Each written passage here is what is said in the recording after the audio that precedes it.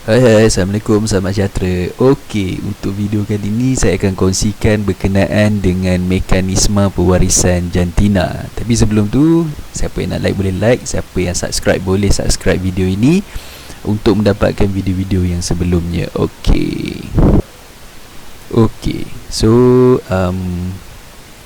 untuk kali ini, okey, bukanlah saya nak menerangkan macam mana cara untuk mendapatkan anak lelaki atau anak perempuan, tapi kita nak lihat saja macam mana sebenarnya jantina itu diwariskan daripada ibu bapa kepada anak-anak. Okey, dengan jalan genetik lah, dengan cara genetik secara ilmiahnya macam mana. Okey, baik. Kita startkan. Mula-mula kita ada fenotip induk. Fenotip ni apa? Fenotip ni adalah ciri-ciri fizikal, okey, seorang lelaki dan seorang perempuan. Genotipnya macam mana? Orang lelaki kita tahu bahawa orang lelaki adalah XY, orang perempuan XX. Seorang manusia, ingat seorang manusia ada 46 kromosom. Ini 44, 45 dan 46. Ini 44, 45 dan 46.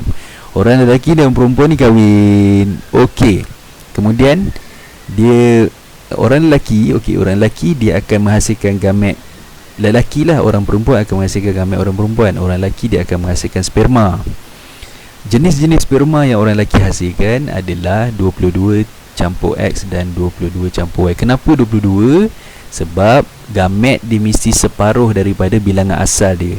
Bilangan asal dia 46, ni 44, 45, 46. So dia akan jadi 23 kat sini, 23 kat sini. Ni 22 campur X, 23 lah. 22 campur Y, 23. Kenapa ada Y? Sebab ada kromosom Y dalam lelaki. So kebarangkalian Y tu ada dalam lelaki. Okey, kemudian orang perempuan ada 22X dan orang lelaki pun, orang perempuan pun ada 22X. Okey, macam mana cara kita nak menentukan anak tu lelaki ataupun perempuan?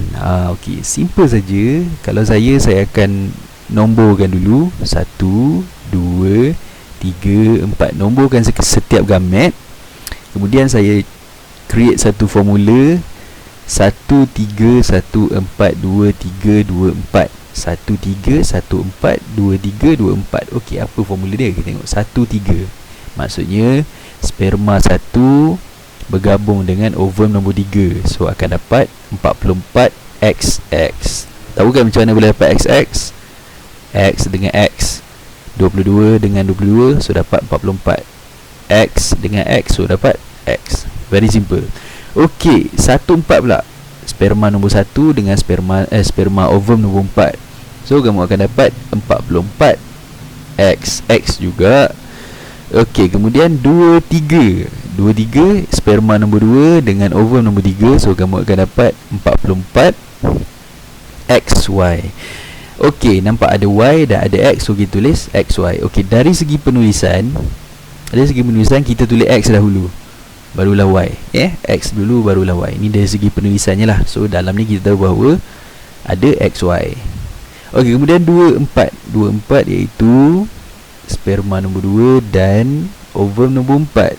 So akan dapat 44 XY juga. Okey, dari segi fenotip anak, fenotip anak ni adalah fizikal dia macam mana. Okey, so XX perempuan, 44 XX perempuan juga.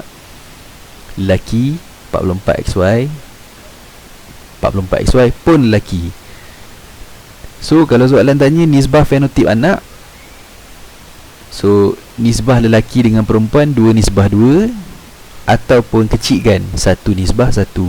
So kebarangkalian satu pasangan tu 50% dia akan dapat anak lelaki, 50% dapat anak perempuan. So tak boleh nak tentu lebih anak mana. So dua-dua sama je sebenarnya. Okey, kalau soalan tanya apakah proses untuk menghasilkan gamet, soalan senang je. Apakah proses yang ditandakan ini? Proses menghasilkan gamet adalah nama dia meiosis. Manakala proses untuk menghasilkan ni dia, iaitu mewujudkan anak lelaki ataupun anak perempuan, iaitu proses penggabungan sebenarnya antara sperma dengan ovum. So saya ramai yang tahu proses penggabungan sperma dengan ovum adalah proses persenyawaan. So ini antara perkara-perkara yang paling penting yang kita kena tahu dalam proses pewarisan jantina. So saya harap video ni manfaat untuk semua. So happy study untuk korang. So jumpa lagi kita dalam video yang akan datang, insya-Allah. So sekian saja. Bye bye. Assalamualaikum.